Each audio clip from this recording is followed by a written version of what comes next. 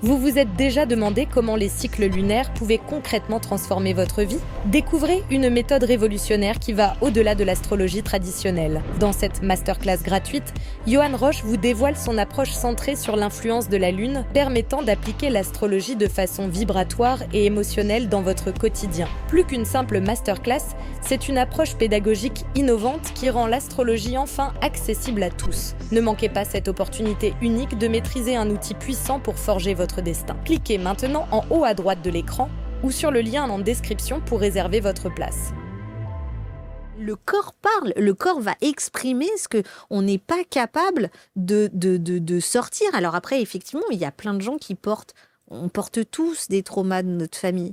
Mais après, il faut avoir l'envie et le courage de se dire « Ok, je vais aller gratter ». Merci d'être avec nous, bienvenue. Voici cette nouvelle rencontre que l'on vous propose avec Cécile Doré qui est installée sur les canapés. Bonjour Cécile. Bonjour. Ça y est, vous y êtes sur ces canapés. Ça y est, j'y suis, ouais. Quel bonheur. Merci de vous recevoir. Mmh. Et je suis très content parce qu'on va parler de votre parcours de vie au travers de votre histoire. Et ça, c'est assez intéressant. Ces parcours de vie entre résilience et la volonté de changer de vie, de prendre de nouvelles orientations, et vous en êtes l'incarnation. On va voir comment. J'avais envie de commencer en disant que vous semblez en tout cas être une femme résolument positive.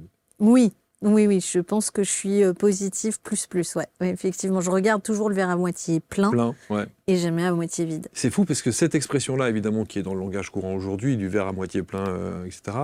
Quand j'ai préparé l'émission, je me suis dit, elle va me dire cette phrase. Ah oui ? J'étais convaincu que vous alliez me dire ça. Comme quoi, vous êtes connecté à votre intuition. C'est très bien. Résolument positive, ce qui n'a pas toujours été le cas. Non, effectivement, je pense qu'il y a un énorme élément déclencheur dans ma vie qui a été le cancer, qui fait que ça a fait basculer toute ma vie. Et forcément, je pense qu'il y a deux chemins, enfin il y a plusieurs chemins, mais quand on a ça qui nous tombe sur la tête, c'est une énorme massue. Soit on dit c'est foutu, c'est l'enfer, voilà. Soit on se dit non, en fait, moi j'ai vraiment une énergie de vie qui est née à ce moment-là, que j'ai vraiment ressentie, où je me suis dit, non, mais en fait, j'aime trop la vie, en fait, pour partir. Parce qu'effectivement, moi, on m'a annoncé que quand on l'a découvert, j'en avais au sein, au foie et aux os, ce qui était quand même assez important. Donc, un cancer métastatique, avec des termes, voilà. Mais ouais, il fallait vraiment que... Et je veux pas prendre le terme « je me bats », j'accompagne ma guérison. Parce qu'en fait, le cancer, pour moi, c'est quand ça sert. Alors ça, je vous le dis après 7 ans. Hein. Parce qu'à l'annonce... Ouais, à l'annonce, on se dit pas « super, génial ». Mais voilà, ça vient vraiment, c'est un écueil de vie qui vient mettre une décharge électrique dans votre vie pour justement prendre conscience de plein de choses. Et moi, j'avais déjà commencé à travailler un peu sur moi un peu des années avant. Mais là, c'est vraiment, je suis passée à la vitesse supérieure. Et du coup, la vie m'a fait rencontrer différentes personnes qui m'ont aidé à travailler sur moi. Ouais. C'est pour ça que vous me disiez tout à l'heure en off que l'histoire de Nathalie Ballassé qu'on a reçue ici et qu'on a eu l'occasion de voir et suivre en conférence vous parle. Ah, mais complètement. Oui, évidemment. J'ai adoré son livre. Je l'ai dévoré. Je suis partie en Guadeloupe il n'y a pas longtemps. Je l'ai dévoré en 15 jours. Et on a le même chemin. En fait, c'est drôle parce que tout ce qu'elle a fait, je l'ai fait. Et il me manque 2-3 trucs qu'elle a fait. J'ai dit, tiens, je vais les faire. Je vais tester parce que moi aussi, j'ai envie un jour de dire, voilà, je suis guérie. Parce que ce qui est encore aujourd'hui pas le cas pour la médecine traditionnelle, puisque je suis encore sous traitement, je suis en chimio depuis 7 ans. Voilà. J'allais vous poser la question, et la santé alors du coup ? La santé, disons que côté médecin, si on prend médecine allopathique, j'ai un traitement qui est... parce que là, maintenant, ça a évolué avec les années. Hein, le cancer a circulé, donc il est parti dans le cerveau.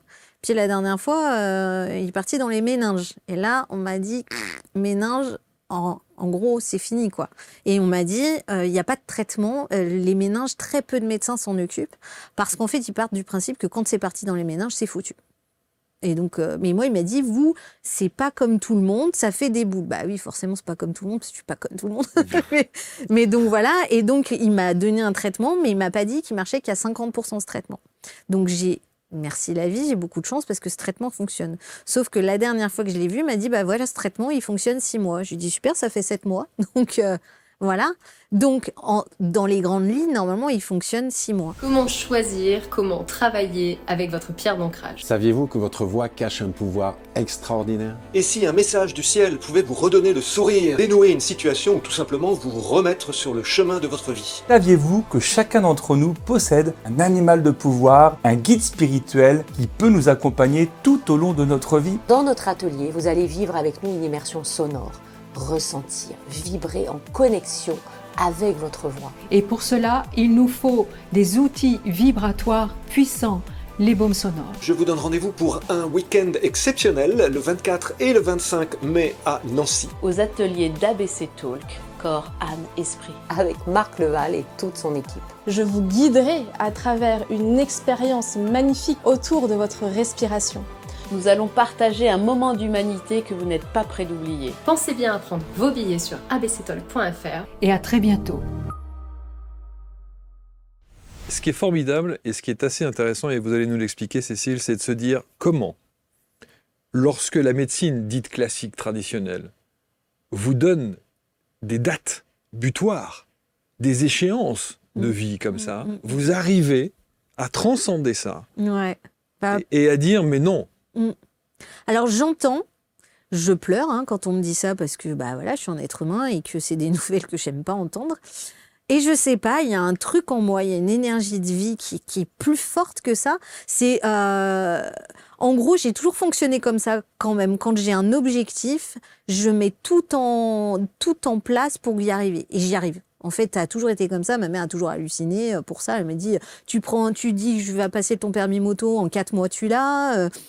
Enfin, voilà, tout ça, je sais pas, j'ai un truc en moi, je saurais pas trop l'expliquer, mais on l'a tous, je pense, cette envie de vivre.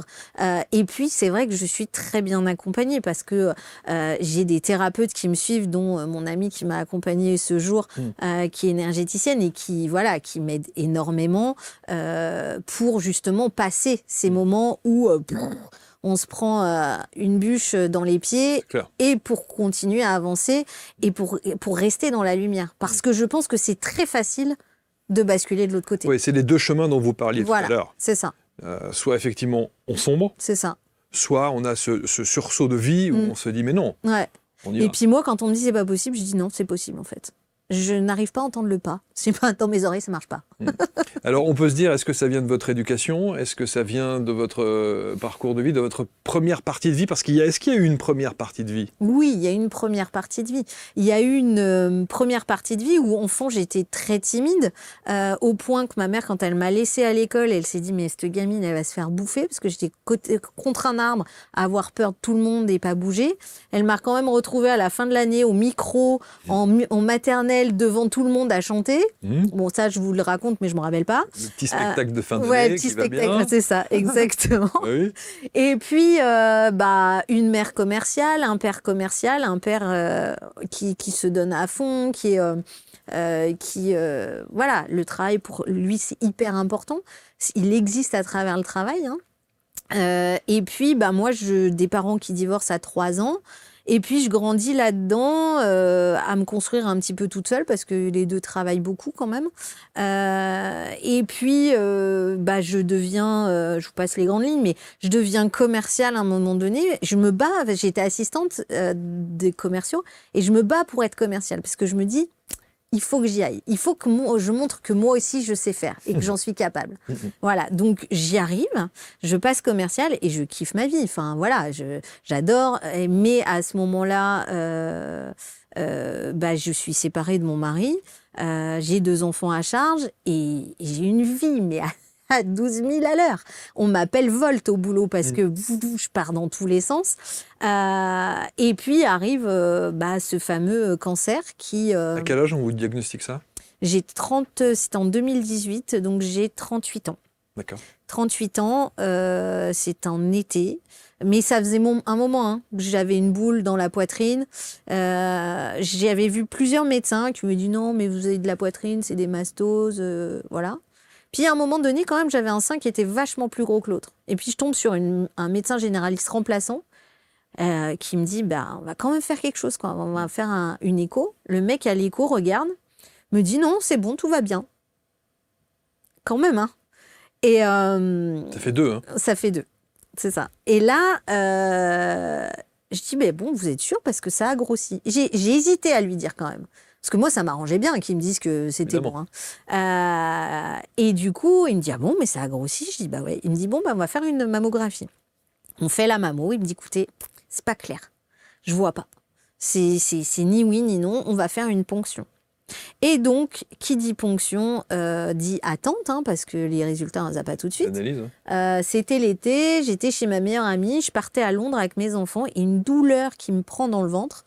Elle me dit, quand même, avec ce qu'on a, enfin voilà, tu sais pas le résultat, tu pars à Londres avec les enfants toute seule, va voir le médecin quand même avant de partir, tu pars dans 4 jours. Donc je vais voir un médecin généraliste, elle m'appuie sur le ventre, je hurle.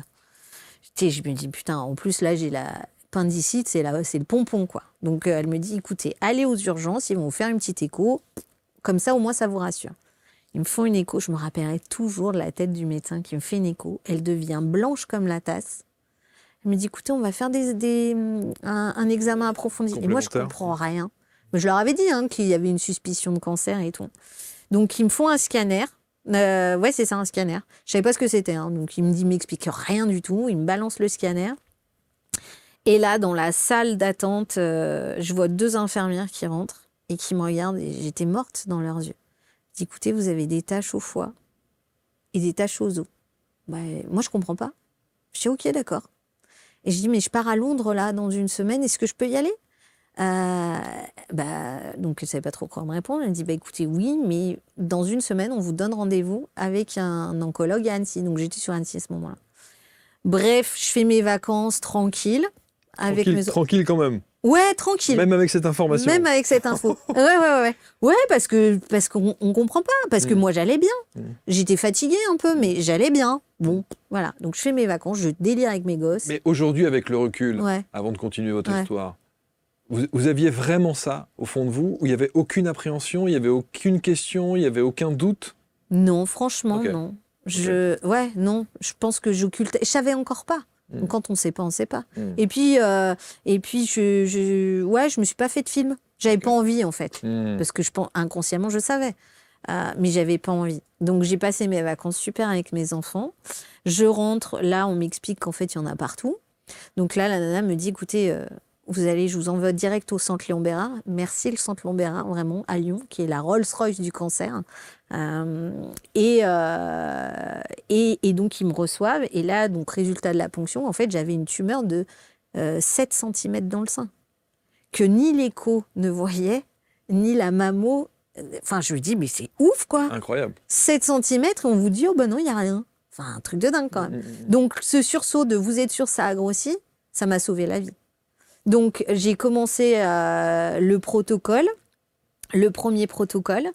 Et puis, c'était parti. En fait, une fois que j'ai eu le protocole, on m'a dit ça va être comme ça, comme ça, comme ça. J'ai dit OK.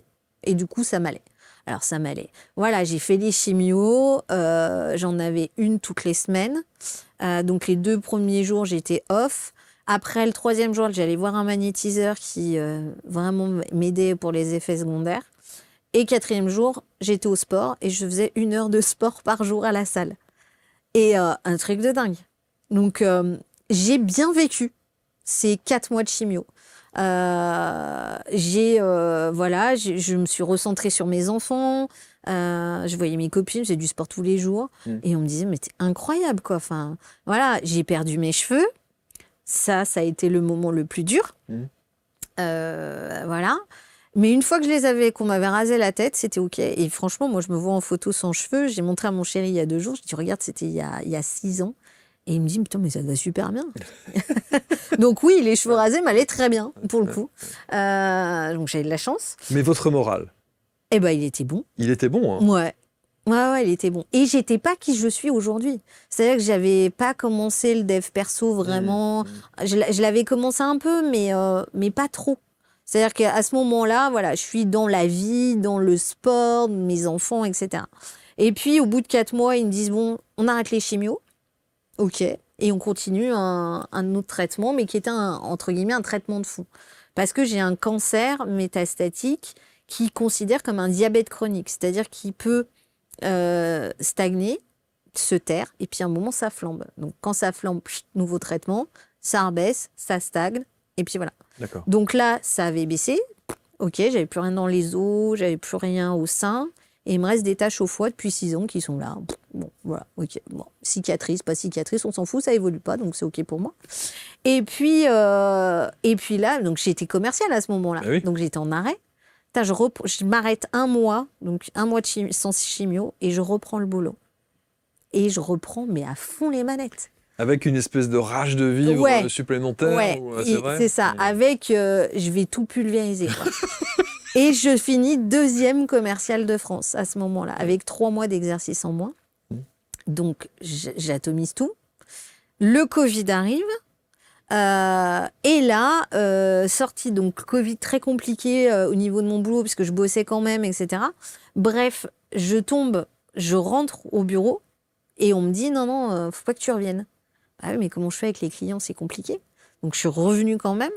Et je sais pas, à ce moment-là, il y a une personne dans cette société qui m'est un supérieur, avec qui je m'entendais bien. Et là, du jour au lendemain, il me met de côté. Mais vraiment, hein. C'est-à-dire qu'il invitait tous les commerciaux à manger, sauf moi. Il me parlait pas. Il allait toujours voir ma collègue. Bref, compliqué pour moi. Sentiment de rejet, d'incompréhension totale. Parce que pourquoi il fait ça? Et à ce moment-là, je fumais encore. Donc là, je me dis, mais si. Mais c'est pas J'avais possible. repris à fumer. Après, tout allait bien. J'avais fait ma chimio, c'était bon. C'est une plaisanterie. Non, mais non. Quand on est stupide, on l'est bien. Mais non. C'est incroyable. Ouais. Et là, je me remets à fumer. Et je me dis, quand même, Cécile, tu vas pas fumer avec t'as ça. Faut pas déconner. Quand même. Donc là, j'avais une amie qui m'avait parlé d'hypnose. Je lui dis, toi, tes trucs perchés, là, c'est bon. Et puis, ça avait germé. Et je vais voir une nana qui me fait une séance, et en un claquement de doigts, alors en une séance, j'arrête de fumer. Ouais. Et là, je me dis, waouh, mais cette technique, elle est juste ouf, quoi. Donc la nana, et je sais pas, vraiment, voilà, je me dis, faut que je la rencontre, faut que je sache quelle formation elle a fait, etc. Parce que ça m'intriguait. Donc on se voit off, elle m'explique, formation avérée, voilà, chez Psynaps, parce que je voulais un organisme de formation bien. Ok. Et elle me dit, je vais regarder la formation. Je sais plus, je crois que ça valait à ce moment-là 3 000 € à peu près. Moi, j'ai 3 000 €, mais ça va pas. Je vais pas mettre 3 000 € dans une formation où je sais même pas si derrière c'est mon truc, ça va me convenir et qu'est-ce que j'en fais, quoi. Oui, bien sûr, bien sûr. Donc, et là, donc, se passe ce truc avec ce directeur compliqué. Et là, j'en vois tout valser. Je dis, tu sais quoi, j'ai une copine qui me dit, t'as pensé au CPF? Je dis, c'est quoi le CPF? Bon, bref, je regarde. Et il me manquait 1 € pour faire la formation. C'est-à-dire que j'avais 2999 et ça faisait 3000, quoi. Et là, je me dis, ok, c'est un signe. Donc, rupture conventionnelle acceptée.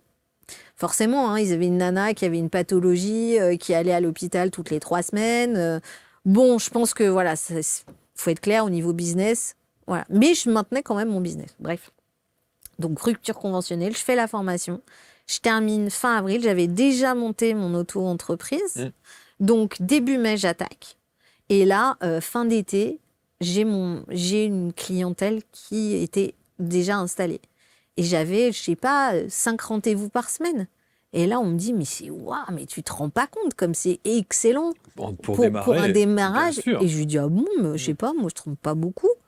Et en fait, voilà. Autoroute du kiff. Donc vous êtes hypnothérapeute. Donc je suis hypnothérapeute. Voilà. Et vous rajoutez également énergéticienne. Oui, je le dis pas trop parce qu'en fait c'est impalpable et j'ai développé au cours de ces 4 ans des ressentis parce que aujourd'hui je fais complètement confiance à mon intuition. C'est-à-dire que tout à l'heure vous me disiez moi je lis la trame et des fois ça part complètement sur autre chose. Moi c'est pareil. C'est-à-dire que quand je reçois quelqu'un, on discute. On va échanger et à un moment donné, on va passer il va s'allonger sur la table et même des fois, je dis bon, on va travailler là-dessus et il s'allonge et je me dis non, on va aller sur autre chose. Et en règle générale, je touche pile poil et il se passe j'ai des ressentis, j'ai des connexions qui se font. Des fois, en parlant, je vais dire des choses et les gens disent mais oui, mais c'est ça. Voilà. Ou faire des liens que franchement, Cécile, je suis pas sûre qu'elle ferait toute seule. Je pense qu'on m'envoie des infos. Des fois, j'ai l'impression qu'il y a des gens avec nous. Je fais de l'hypnose ericksonienne et de l'hypnose de régression, donc c'est-à-dire qu'on va visiter les vies antérieures. Donc là, il se passe des trucs de fou, quoi. Et c'est magique et c'est tellement transformateur. Donc oui, j'ai cette capacité et donc au niveau énergétique, je dis toujours que je fais des bruits de gorge ou des bruits de ventre parce que voilà, quand je suis dans l'énergétique, je vais expulser avec ma gorge ce qui encombre les gens. Alors sincèrement, je sais pas l'expliquer, mais quand je regarde la personne avec qui j'ai commencé à travailler sur moi quand j'avais 32 ans, elle était chamane. Agathe Raymond qui est partie là-haut maintenant et elle le faisait beaucoup et en fait il y a plein de gens en fait dans l'énergétique qui évacuent comme moi donc voilà. Alors j'ai vu tout à l'heure que vous utilisiez le langage des oiseaux, la langue des oiseaux quand vous parliez de votre cancer tout à fait et souvent quand on parle de la maladie on dit que c'est le maladie voilà. Tout à fait. Qu'est-ce qu'à votre avis votre corps vous dit et ou essaie de vous faire comprendre au travers de cette maladie? Alors, beaucoup de choses. Parce que j'ai fait du décodage biologique. La signification du sein, déjà, ça commençait... La source, c'est parti du sein. Donc, je me suis dit, mais qu'est-ce qui se passe? Et il y a... j'ai essayé de faire court. Quand j'ai commencé à travailler, quand j'avais 32 ans sur moi, parce que j'étais mariée, j'avais 2 enfants, une maison, tout allait bien de l'extérieur. Et moi, à l'intérieur, un profond mal-être. J'étais tellement pas heureuse dans ma vie. Et pourtant, j'avais un mari qui était chouette. Enfin, voilà. Et donc, c'était soit les cachets. Je me suis dit, je vais me foutre sous antidépresseur. Et c'est pas mon truc. Ou alors, j'avais une meilleure amie qui faisait du dev perso avec Agathe, qui avait changé toute sa vie. Je me disais, putain, mais dans une secte, elle part en couille grave, en fait. C'est clair. Et du coup, en fait, elle semblait tellement heureuse et tellement épanouie. Et du coup, elle me dit, mais vas-y, fais un soin avec Agathe. C'était en visio, en plus. Elle était au Québec, cette dame. Elle me dit, ça te coûtera rien à part 80 balles. Moi, je lui dis en même temps, j'ai rien à perdre, je vais tellement pas bien. Et cette personne me fait un soin et elle me dit, écoute, je sens comment ça s'appelle quelque chose que tu portes, dont je pourrais pas citer le nom parce que ça engage trop de personnes dans ma famille, un secret de famille que tu portes. Écoute, est-ce que ça t'est arrivé? Mais je lui dis, mais absolument pas. Ou alors, j'ai complètement occulté. Moi, alors là... Elle me dit, écoute, je sens comme un filet de protection autour de toi et il faut que je te l'enlève. Et je te jure, j'avais la sensation qu'elle entrait sa main dans mon ventre et qu'elle m'arrachait un truc. Et moi, je hurlais en disant, mais ça fait mal, mais arrête. Vous le ressentiez vraiment physiquement? Mais vraiment, c'était incroyable. Elle était derrière mon ordinateur quand même. Incroyable. Et du coup, je garde ça en mémoire. J'en parle à quelqu'un de ma famille. Et je dis, enfin, elle m'a dit ça, je comprends pas pourquoi. Et là, la personne me dit, en fait, moi, je sais. Je dis, comment ça, tu sais? Voilà, moi, il m'est arrivé ta. Et là, quand on me balance l'info, moi, je suis prostrée sur le canapé en disant, mais arrête! Et j'avais l'impression que ça m'arrivait. Les mots résonnaient tellement fort en moi. Je dis, mais arrête, je veux pas entendre. Et donc, elle me dit, mais ça appartient au passé, c'est fini, donc on n'en parle plus. Et là, moi, je me prends la bombe dans les pieds, là. Qu'est-ce qu'on fait avec ce secret de famille? Bien sûr. Et donc, je parle à Agathe, je lui explique, elle me dit, OK, bon, on va travailler dessus, etc. Et puis, bon, ça passe. Ça passe. Voilà, ça s'apaise, etc. Et puis, arrive ce cancer, donc le sein, je fais le lien avec ça. Et puis, je vais voir un médecin, une personne qui travaillait dans des soins holistiques, pour commencer à continuer le travail. Et elle me dit, ce secret de famille, oui, je sais bien. Et elle me balance l'info totale. Parce que moi, en fait, finalement, j'avais une info partielle. Et là, je dis, OK. Donc là, j'étais assise et j'ai dit, mais je comprends, en fait. Tout ce qui s'est passé toute mon enfance, ça s'explique à cause de ça. Donc là, ça pète, le secret de famille sort, explose ma famille. Ah oui, c'est ce que j'allais vous demander, vous êtes allé le dire? Non, je ne l'ai pas dit. Mais comme je ne l'ai pas dit, on s'est demandé pourquoi je venais plus à certains endroits. Il y a un changement de comportement. Voilà, parce que moi j'avais dit, vous êtes tous gentils là, mais moi c'est bon, je m'extrais du truc. Donc là, ça s'est su. Et ça s'est su aussi par d'autres biais qui ont été répétés à d'autres gens de ma famille, par d'autres médecins. En fait, le secret, il fallait qu'il pète. Donc la personne que ça concernait en direct et ben, cette personne a eu un cancer des os, puisque ébranlement de la structure, les os c'est la structure, est décédée. Moi, j'en avais dans les os, donc j'avais ébranlé la structure, je portais ça. Le foie, la colère, puisque un secret de famille en règle générale, c'est pas doux, donc beaucoup de colère, le foie, et le sein relié aux parents. Donc du coup, tout ça fait que je portais tout ça.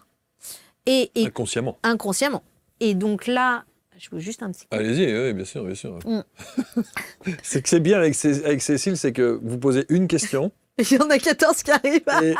et l'émission déroule. Voilà, c'est sans doute, ça c'est le mode d'interview extraordinaire quand on fait des émissions comme ça. C'est-à-dire vous n'avez même pas besoin de préparer quoi que ce soit. Hein. C'est-à-dire une question, autoroute.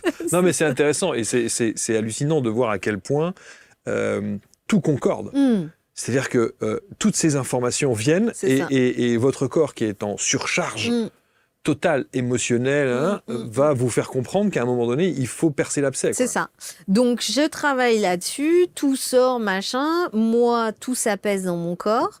Sauf que quand cette personne décède, moi, ça fait comme une explosion dans ma tête. À un moment donné, je vous jure, hein, quand il est allé... voilà, il y a eu une réconciliation dans ma famille à ce moment-là, au décès. Et moi, à l'intérieur, j'ai hurlé, parce que je ne pleurais pas pour cette personne, mais j'ai hurlé, mais comme s'il y avait un feu qui explosait à l'intérieur. Et là, 3 semaines après, j'apprends que j'ai une récidive au cerveau et que j'ai une tumeur de 5 cm dans le cerveau, plus 3 autres. Okay. Donc là, ma mère me dit, bah oui, mais toutes mes tantes, ma mère est italienne, donc toutes mes tantes en Italie, ont eu des problèmes au cerveau, dont une tante qui a eu une méningite. Bon, voilà, ok. Mais je lui dis, ça aurait été cool de me le dire avant, comme ça on aurait peut-être regardé le cerveau quand même. Donc là, je me dis, ok, qu'est-ce qui se passe? Donc là, je vais travailler sur moi en psychogénéalogie pour aller décoder qu'est-ce qui se passe. Et là, je m'aperçois que je porte tout ça aussi du côté de ma mère, mais du côté de mon père. Mon père, après, voilà, en psychogénéalogie, moi, j'ai fait un gros travail. Ça va travailler sur les dates de naissance, sur les répétitions de mois, etc. Enfin, c'est très, très large. Et donc, du côté de mon père, donc je suis née au mois d'août, il a eu un traumatisme crânien au mois d'août, quand il était petit. Mon grand-père a eu aussi un traumatisme crânien au mois d'août. Et voilà, et on remonte comme ça. Donc, je nettoie au niveau du cerveau. Et l'année dernière, méninge. Donc là, je tilt direct. Je fais méninge, méningite, il y a un lien. Et donc, je travaille aussi en psychogé là-dessus et je m'aperçois qu'en psychogé, il y a eu un enfant mort-né et qui est mort parce qu'il y a eu un médecin a débrouillé. Ouais, mais on parle de ça, on parle pas de ça il y a 50 ans, on parle de ça il y a longtemps. Et donc, du coup, moi, je n'avais aucune confiance en la médecine jusqu'à maintenant. D'accord? Donc, je prenais les médicaments qu'on me donnait et tout, mais non, j'y crois pas. Ça marche pas, ou voilà. Et pourtant, la chimio vous a aidé. Pourtant, les chimios m'ont aidé. Mais je sais pas, il y avait un truc, mon oncologue m'avait gonflé le premier en me disant un jour, j'avais dit, ça fait des effets secondaires. Hein, et je lui parle d'un effet secondaire parce que j'avais un panari à un doigt. Il me dit, mais je suis pas panariste. Et à l'intérieur de moi, je me dis, mais il est con, quoi. Enfin, c'est un effet secondaire. T'es médecin à la base, tu peux quand même me donner une crème ou machin. Donc, il m'avait gonflé. Je suis pas panariste. Non, je suis pas panariste, il me dit. Enfin, bref. Et là, donc, je travaille sur les méninges. Et comme c'est parti dans les méninges, j'ai dû changer d'oncologue, puisque j'ai un neuro-oncologue maintenant. Et la vie, mais merci la vie, m'a mis un neuro-oncologue que j'aime beaucoup. Parce qu'il m'a fait une ponction lombaire à un moment donné. Il m'a dit, écoutez, je m'ancre bien dans la terre pour bien vous ponctionner. Et j'ai dit, oui, il parle ma langue. Je l'aime bien. Lui, alors, il la parle pas complètement. Lui, il a bien compris. Lui, il a bien compris. Il a bien compris l'histoire. Et donc, méninge, méningite, je nettoie. Et donc là, je ne sais pas. Enfin, je ne sais pas. Tout va bien. J'ai un traitement de chimio qui fait que c'est de la chimio orale. Donc, en fait, j'ai une vie complètement presque normale, avec des effets secondaires qui sont pris en charge par moi, par effectivement mon énergéticienne, Sophie, et par... je fais aussi de l'acupuncture à côté. Donc j'ai une vie, disons que je m'occupe vraiment beaucoup de moi. Ce qui est bien. Je suis oui. ma priorité maintenant. Mais c'est ça qui est formidable, c'est d'avoir cette force comme ça et de ne pas avoir la voie B. Ouais. Vous avez pris la voie A en disant allez, j'y vais, on prend le taureau par les cornes et je vais essayer de comprendre. C'est ça. Voilà. Et moi, je suis persuadée, intimement persuadée, que je vais guérir. Et que je ne sais pas dans combien de temps, parce que j'ai arrêté de me dire dans 1 an, je m'en fous, mais je vais guérir. Et je sais que les médecins ne vont pas comprendre.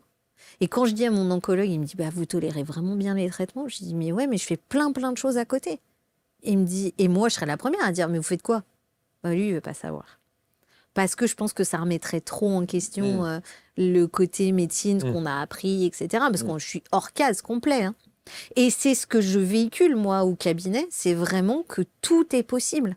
Aujourd'hui, je suis là, il y a 1 an, je rêvais d'être sur ce canapé en me disant, mais comment je peux faire pour les contacter? J'avais essayé de chercher, j'avais pas trouvé, puis un jour, pouf, ça arrive, et bim, je suis là. Voilà. Pourtant, il y a un petit onglet contact sur le site. Oui, tout, mais bon, voilà, c'était peut-être surtout pas le moment. Oui, c'est bon, sans doute. Ah. Non, mais ce que je trouve fascinant, c'est d'abord, on va rentrer dans la deuxième partie de l'émission sur votre expertise et l'accompagnement que vous préconisez au travers de ces libérations, explorations et autres que vous proposez. Mais je trouve que vous êtes un formidable espoir pour les gens. Parce qu'on manque d'espoir dans notre société, je trouve. Et que de temps en temps, les témoignages comme ça, positifs, ou en disant, c'est possible. C'est pour ça que vous avez ce titre. Imagine, tout se passe merveilleusement bien. Ouais. Le vrai titre, c'est Imagine si tu oses, tout se passe merveilleusement bien. C'est ça. Parce qu'en fait, on a plein de croyances, alors des croyances sociétales, des croyances qui viennent de nos parents, de nos grands-parents, plein de choses qui font que « Ah non, ça fait trop peur ». Ou alors, mais il y a des gens qui sont bien dans leur confort inconfortable. Il y a des gens qui aiment être malades. C'est vrai. Alors, je peux comprendre ça. Entre guillemets, hein, mais il y a des gens, j'ai une personne au CLB une fois qui disait « Oh là là, ça fait des années que je dis à mon mari, j'ai telle douleur, j'ai mal, je suis sûre que j'ai un cancer. » Et là, moi, j'éclate de rire, je dis « Bah, vous avez un cancer ?» Elle me dit « Bah oui. » Bah, je lui dis « C'est normal, vous l'avez réclamé depuis des années. Maintenant, vous l'avez. » Donc, je lui dis la magie de la vie, c'est que vous êtes rendu malade, maintenant, vous pouvez vous guérir. Oh bah, elle m'a regardé avec des yeux comme ça, elle s'est dit, elle est complètement azimutée. Mais c'est vrai, le corps parle, le corps va exprimer ce qu'on n'est pas capable de sortir. Alors après, effectivement, il y a plein de gens on porte tous des traumas de notre famille. Mais après, il faut avoir l'envie et le courage de se dire, ok, je vais aller gratter. Parce que les gens, ils disent, non, oulala, faut pas que je vois. On ne sait jamais, si je vois, ça va faire encore plus mal. Ben non, en fait, parce que tu le portes. Donc tu le portes, donc tu l'as. Donc c'est pas en le regardant que ça va faire plus mal. De toute façon, c'est là. Donc autant le regarder, dire ok, qu'est-ce qui va pas? On apaise, on nettoie, on calme, et puis ça va mieux. Et puis c'est ça, je dis, on passe de l'ombre à la lumière, on transforme tout ça. On transcende. On transcende, exactement. Ouais. Et moi, je ne suis plus du tout la personne que j'étais il y a 10 ans en arrière. Mais pas du tout. Mais tellement pas. Moi, je me suis lâchée, j'ai lâché toutes les colères qui ne m'appartenaient pas. Voilà, je travaille encore sur moi parce que de temps en temps, j'ai des petits regains de un peu trop speed et un peu... Là, par exemple, j'ai un IRM et scanner semaine prochaine. Je suis retournée un peu dans mes travers ces derniers temps parce que je remplissais le vide. Parce que j'avais besoin d'être occupée tout le temps parce que ça empêche de penser. Mais j'arrive à me voir. Et j'arrive à accepter qu'on me le dise aussi, et à l'entendre, en disant « Ouh là là, Cécile, là, tranquille ». Et tu donnes le tournis. Et du coup, bah voilà, j'ai mon ami qui m'aide à poser énergétiquement pour... Et puis après, il faut être clair, hein. Faut regarder la peur, et regarder la peur, ça fait peur. Mais alors aujourd'hui, c'est ça aussi qui est important, c'est qu'à chaque fois dans les émissions, quand il y a des témoignages sur des maladies, je dis souvent qu'on ne peut pas se substituer à un avis médical. Non. C'est ça qui est important. C'est-à-dire que, mais en revanche, on peut faire les deux. C'est ça. Moi, je dis, l'avantage de la médecine allopathique, c'est que ça nous donne le temps de nous guérir, nous. Voilà. Ça donne le temps. Si on a envie, on peut. Et à un moment donné, la médecine allopathique, on n'en a plus besoin. Parce que ça a été là, ça a été un support pour nous aider à transformer tout ça. Maintenant, il y a des gens qui font confiance qu'à la médecine et je leur jette pas la pierre. C'est OK pour moi. Moi, je ne trouve pas complètement mon compte là-dedans. Mais je ne rejette rien. Hein. Moi, j'avale 12 médicaments par jour, tous les jours. Donc, je le fais. Mais voilà, là, j'ai dû arrêter mon traitement de chimio. Je suis partie en vacances et c'était compliqué au niveau des effets secondaires. J'ai pris la décision 2 mois à moi d'arrêter le traitement 2 jours avant. Et j'étais hyper contente parce que quand je suis retournée au centre, il y a personne qui m'a dit « Oui, c'est pas bien, machin ». Et ils m'ont dit « Non, mais vous avez bien fait ». Et je me suis sentie entendue et accompagnée. Et j'ai eu mon oncologue hier qui m'a dit « Non, mais vous avez bien fait, effectivement, système aggravant, mais là, ça va mieux, donc vous pouvez reprendre ». Et j'ai dit « Waouh, enfin quelqu'un qui m'écoute et qui me prend pas pour une cellule cancéreuse qui se balade. Je suis un être humain à part entière. Nous sommes des êtres humains à part entière. Vous êtes un corps, une âme, un esprit. Et il faut soigner sur tous les plans. Et c'est bien les médecines, le bouddhisme, toutes ces médecines, la médecine chinoise, qui considèrent l'être humain dans sa globalité. On n'est pas juste un organe. Nous, en France et puis dans d'autres pays, on soigne un organe. Non, on est une totalité, on est des émotions. Et en soignant tout, putain, on fait des merveilles. Moi, j'ai des transformations au cabinet, c'est magique. C'est extraordinaire. Juste une parenthèse sur votre famille. Ce secret de famille étant réglé, est-ce que ça a changé beaucoup de choses dans vos relations avec la famille ou pas? Disons que je pense que moi, j'étais là pour mettre en lumière. Ça m'a pas servi moi directement. D'accord. Alors, ça a desservi certains parce que c'était accepter l'inacceptable. Mais je pense que ça a servi à une personne en particulier à ça sorte. Parce qu'il y a des gens qui portent des secrets de famille pendant des années et c'est très lourd de porter ça seul. Quand on est conscient du secret de famille, est-ce qu'il est toujours bon d'aller enquêter? Est-ce qu'il faut le dire? Est-ce qu'il faut le travailler? Est-ce qu'il faut aller rechercher comme vous l'avez fait? Est-ce que c'est nécessaire pour cette amélioration, pour ce travail que vous faites sur vous et donc ce travail de libération presque? Alors, moi, je dirais pour moi, oui, ça a été super important. Mais pour une personne lambda, moi, c'est ce que je dis au cabinet. Les gens, quand ils me disent « Non, mais ça va bien », je dis « Ok, bah écoutez, si vous vous sentez bien, on va pas aller gratter. » Même si je sens qu'il y a des trucs, si la personne me dit « C'est ok pour moi ». Maintenant, si la personne se sent dans un inconfort, oui, je pense que c'est important d'aller libérer. Parce qu'il y a des personnes qui sont... Vous savez, souvent, c'est les moutons noirs dans la famille. C'est ceux que personne comprend, voilà. Et du coup, c'est eux qui font bouger les choses, en fait. Donc après, devoir... Il y a personne qui doit quoi que ce soit. Si on en ressent le besoin, oui. Mais est-ce que ça ne fait pas partie du processus de libération et donc de guérison? Pour moi, dans mes croyances, si. Mais ça n'appartient qu'à moi. Pour moi, c'est important. Moi, je dis tout le temps, ne gardez pas des fausses couches, dites-le à vos enfants. Il n'y a rien de honteux à avoir fait des fausses couches ou à avoir avorté parce qu'à un moment donné, on ne pouvait pas faire autrement. Parce qu'en fait, c'est des choses qu'on va porter derrière et qui ne sont pas saines. Donc après, je pense que oui. Alors après, tout dire... Pas forcément dans les détails, mais après, voilà, il y a des choses importantes. Moi, je pense que c'est important de le faire, si on veut se libérer. Donc aujourd'hui, vous accompagnez. Oui. Vous êtes hypnothérapeute, énergéticienne, évidemment. Alors, j'ai le sentiment, avec le recul et l'expérience qu'on a de recevoir des gens comme vous sur les canapés, j'ai le sentiment que ça va bien plus loin qu'hypno et énergéticienne, votre accompagnement.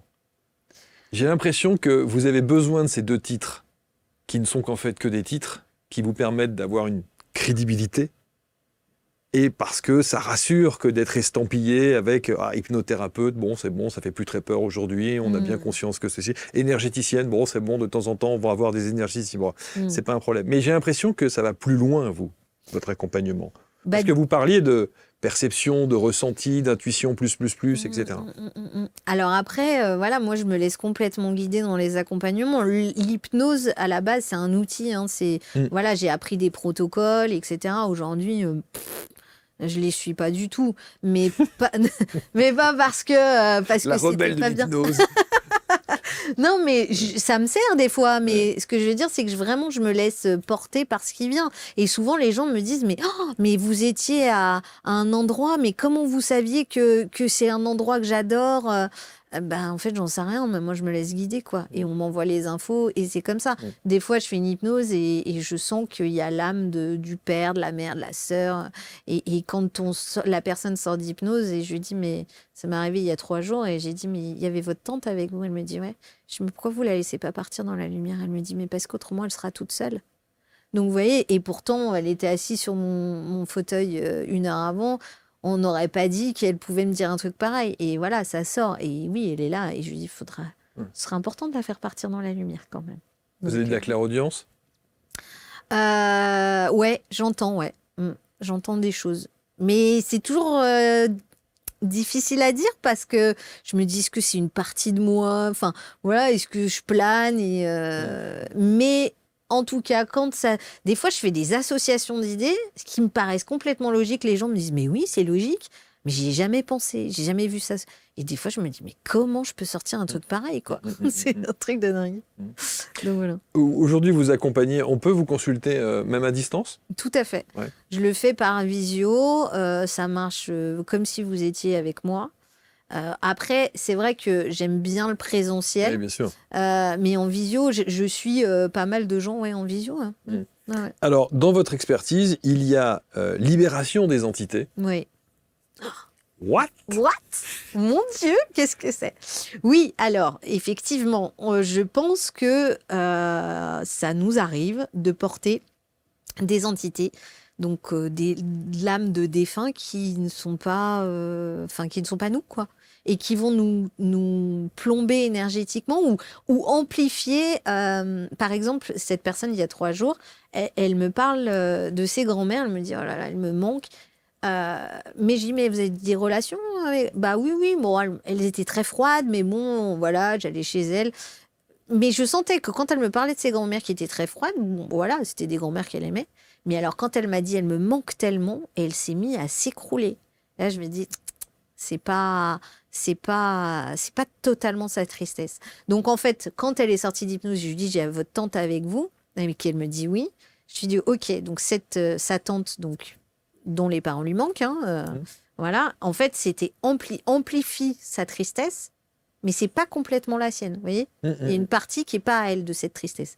Donc, c'est chouette de les faire partir dans la lumière parce qu'en fait, nous, ça nous alourdit énergétiquement et on n'en a pas besoin. Et en fait, ça va leur permettre de suivre leur chemin d'évolution. Quel est le protocole que vous mettez en place ? Sans le dévoiler, mais enfin, parce que j'ai vu votre petit sourire à un moment donné, donc je me suis dit, elle va me répondre, mais t'es gentil, garçon. On va le faire une séance. Tu crois quand même pas que je vais te donner... Non, mais je veux dire, pour le coup, vous avez un protocole pour ça. Tout à fait. Alors ça, pour le coup, je suis ce qu'on m'a dit, ce qu'on m'a appris.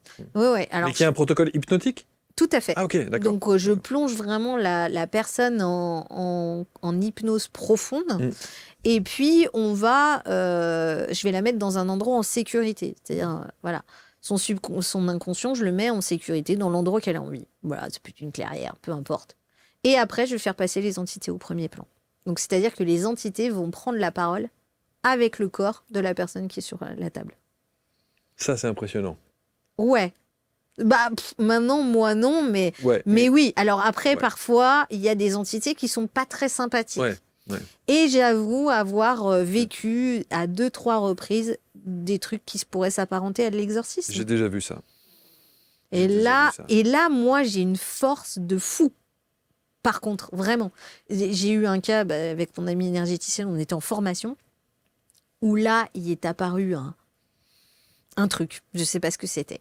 Et là, moi, j'ai senti comme si j'avais des ailes qui me poussaient dans le dos, un truc, alors c'est pas pour me lancer des fleurs, mais voilà, j'ai eu cette force de faire face. J'avais l'impression d'avoir le mal incarné en face de moi, et j'avais, moi, plein de femmes, toutes les femmes de ma lignée, j'en sais rien, mais plein de femmes avec une force décuplée où j'ai réussi à faire sortir, je pense, cette chose. Voilà. Mais j'ai des vidées derrière, j'étais rincée. J'ai vu ça... pas très longtemps d'ailleurs, dans une expérience avec une jeune fille qui devait avoir 23-24 ans, toute fine, toute mince, qui, suite à un protocole, change de voix, change de visage, Tout à fait. se tord d'une certaine manière allongé au sol, et quelqu'un arrive et va extraire, mais vraiment avec la gestuelle, cette entité, comme on dit, et la fille ne peut pas jouer, parce qu'au moment où cette personne extrait l'entité, le corps de cette fille se cambre également dans les mêmes mouvements que la personne qui ne la touche pas. Voilà. Et donc on se dit qu'effectivement il y a des choses quand même, et avec des changements de voix, des changements d'attitude, des changements de... Donc c'est très étrange, Moi, très surprenant. c'est très chouette. Moi, je l'ai fait à ma mère. Qui avait une entité ? Qui avait des entités. Ah ouais. Je lui ai fait parce que voilà, ça allait pas. Et c'était très chouette parce qu'il y a mon arrière-grand-mère qui était là.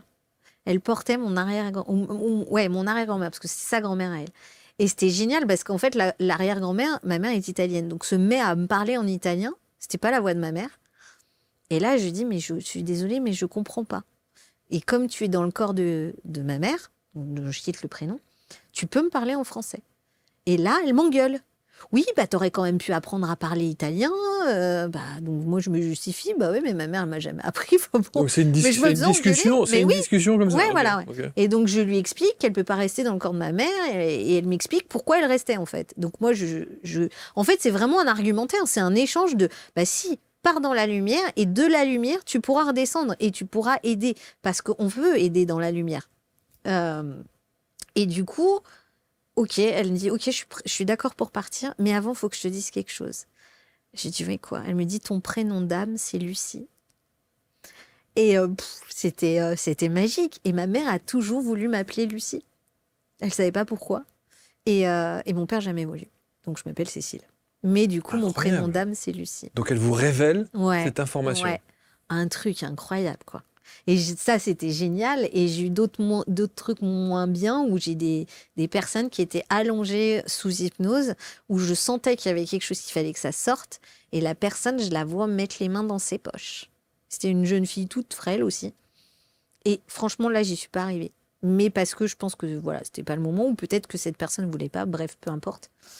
Et là, je lui dis, mais pourquoi vous avez mis les mains dans vos poches ? Elle me dit, j'ai mis les mains dans mes poches parce que je sentais que ça voulait vous faire du mal et que ça pouvait vous étrangler.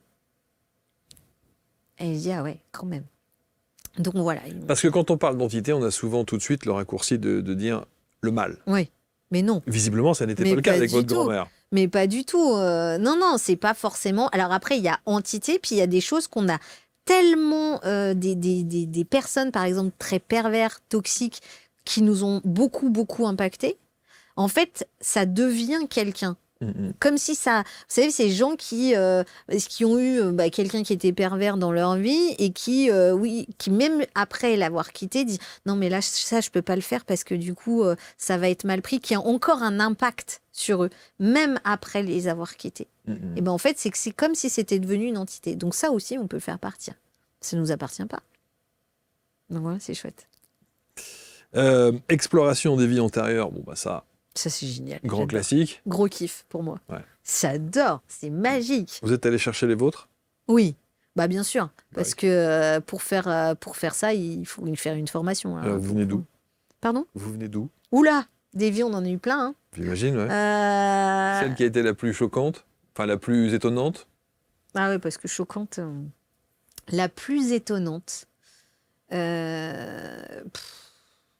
Alors le problème, c'est qu'on ne se rappelle pas de tout. Hein. La plus étonnante, voilà, si j'ai une croix d'encre autour du cou, d'accord ?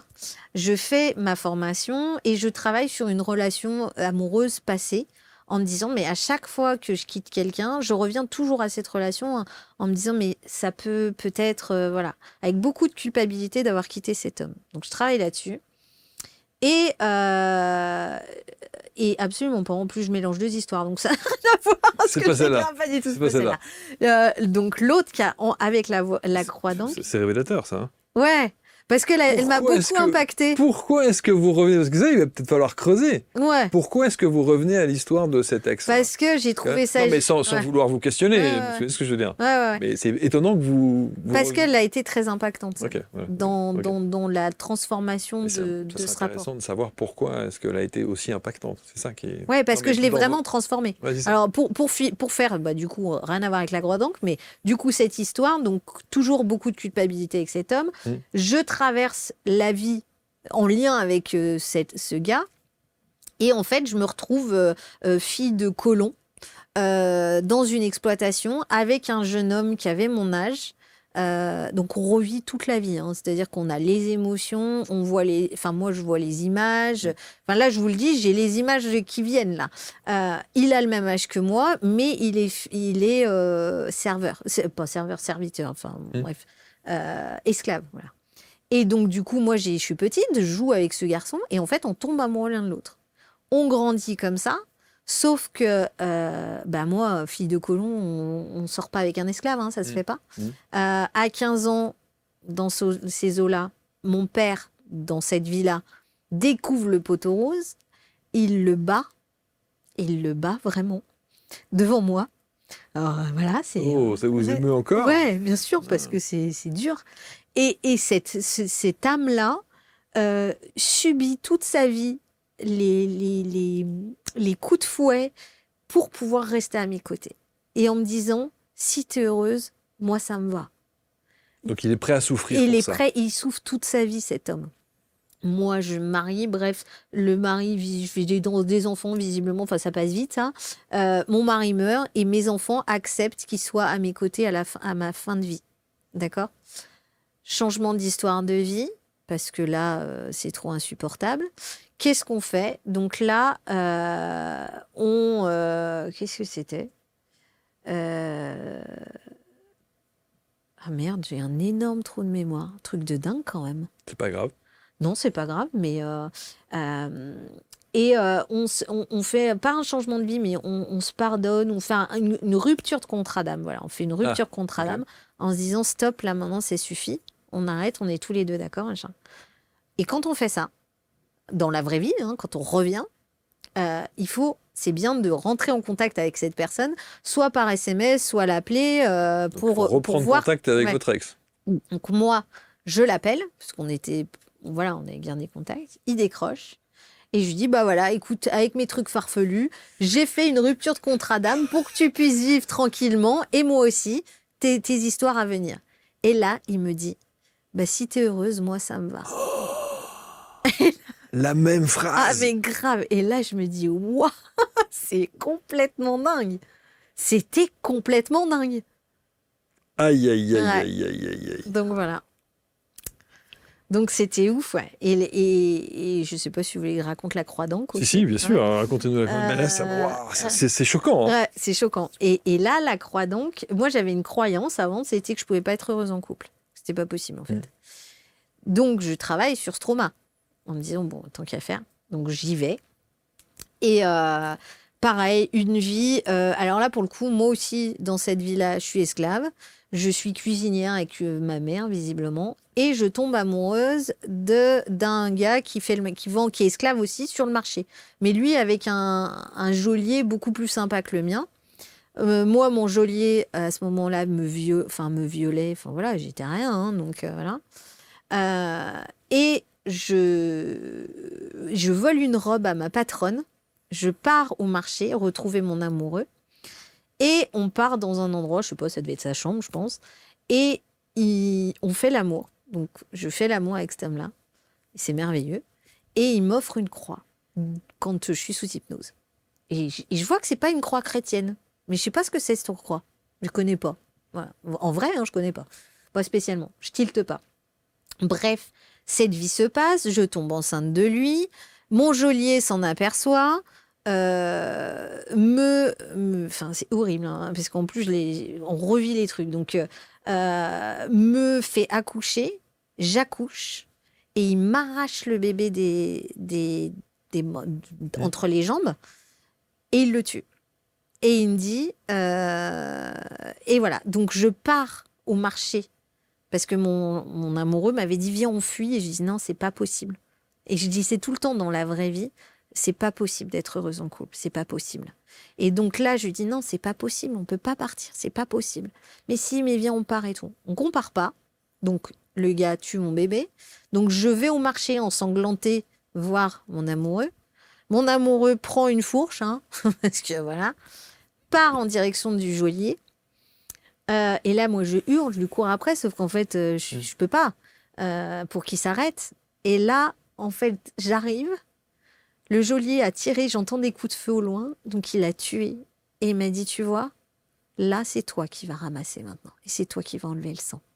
Donc, il avait tué l'homme que j'aimais, et c'est moi qui nettoie. Donc là, c'est juste improbable comme histoire. Enfin, c'est des...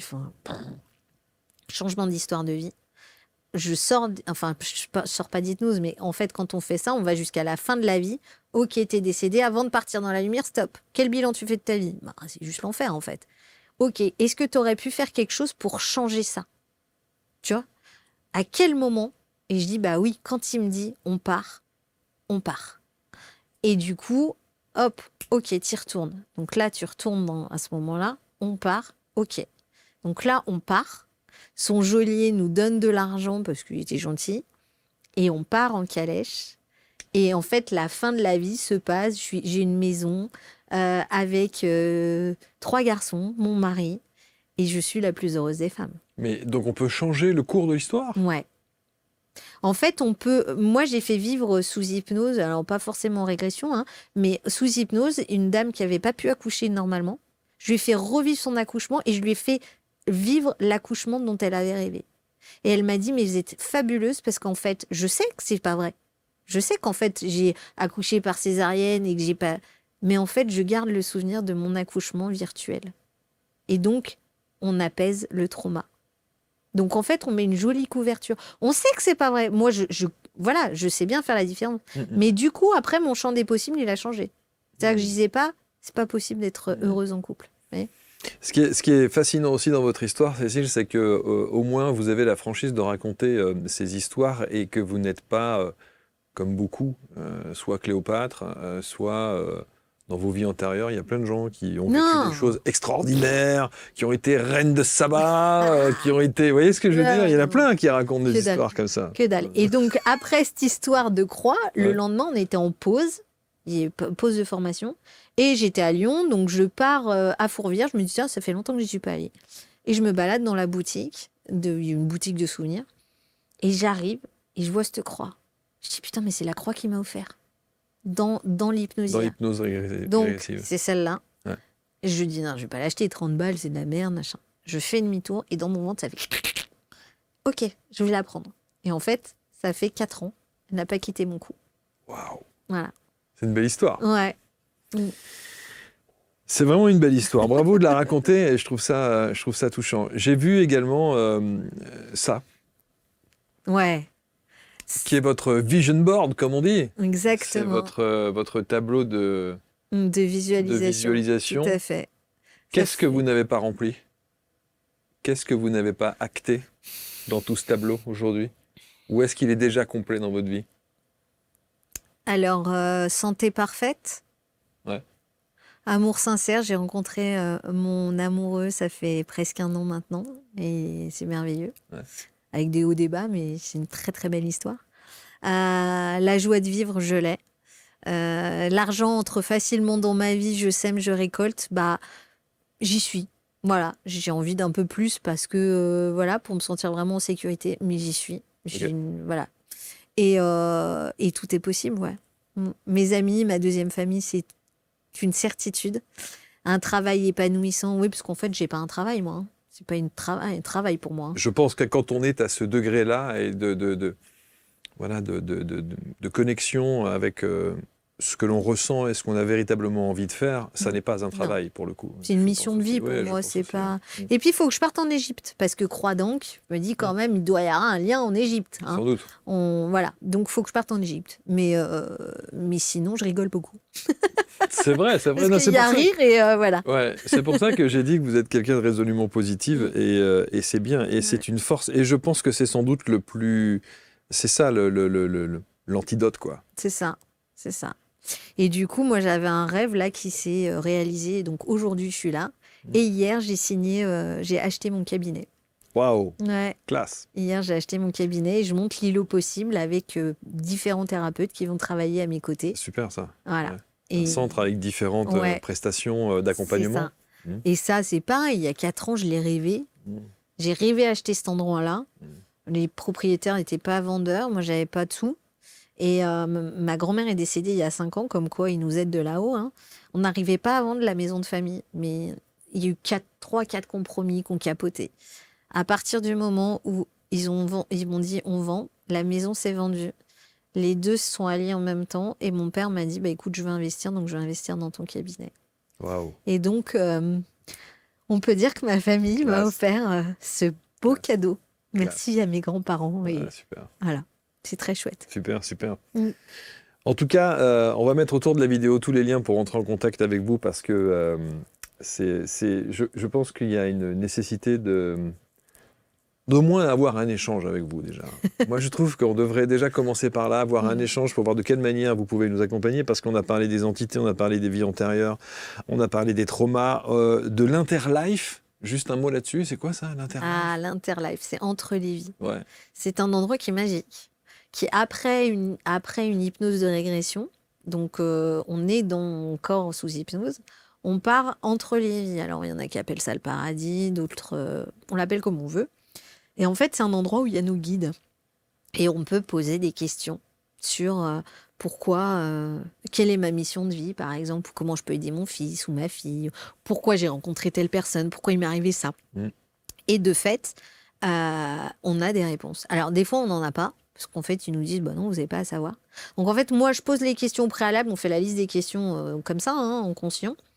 Et puis, sous hypnose, je repose les questions, la personne pose les questions au guide, au conseil, qui répondent, et moi, elle me répète les réponses. Donc c'est le seul moment de la session où j'enregistre, parce qu'il se passe tellement de choses, hein, qu'on se rappelle plus de rien. Enfin, ça peut tous se mélanger. Et c'est génial. Et on a des vraies réponses. Et moi, j'ai appris, enfin, voilà, j'ai su comment mieux guider mes enfants. Parce que, voilà, on a tous une mission et ce qu'on est n'est pas... Nos enfants ne sont pas pareils et ils ont autre chose à vivre et voilà. En tout cas, sur la lignée familiale, vous avez fait quand même un sacré boulot. Ouais. Je pense que... Oui. Je pense que j'ai... Pour vos enfants derrière, vous voyez ce que je veux dire. Et leur descendance. Voilà. Et je me dis, bah, tout ce que je nettoie, bah, eux, ils n'auront pas à le nettoyer. C'est sûr. Non, mais c'est sûr. Après, oui, c'est sûr que quand on s'allège, on allège nos enfants. Les relations avec nos enfants changent aussi. Je ne suis plus la même maman que j'étais il y a 10 ans. Et je ne serai encore pas la même maman dans 10 ans. Parce que je serai encore là dans 10 ans. Heureusement. On va mettre les liens donc, pour rentrer en contact avec Cécile Doré, avec cette histoire. Et je sais que vous allez commenter avec bienveillance, comme toujours, et partager, parce que il y a des histoires comme ça, des tranches de vie comme ça. Moi, je suis assez fasciné. Et je pense que nous avons créé cette chaîne pour ça, pour entendre des témoignages comme ça. Donc, merci. Merci de votre authenticité et merci de la manière avec laquelle vous êtes livré. Et on a bien cerné la manière dont vous accompagnez les gens. Et ça donne envie. Hein. Ouais. Bon, bah ça va. Ouais, sincèrement, ça donne graines envie. de moi, je sème des graines de lumière. Après, les gens, ils les font germer ou pas. Absolument, voilà. absolument. Mais ça, c'est passionnant. Merci beaucoup, Cécile. Merci de m'avoir reçu. Merci. Ou Cécile ou Lucie. Ou Lucie. Non, Cécile. Non, Cécile, bah oui, Cécile, évidemment. On attend vos commentaires, on attend vos témoignages et c'est important, le petit pouce qui va bien et on se retrouve très vite pour une prochaine rencontre. Salut.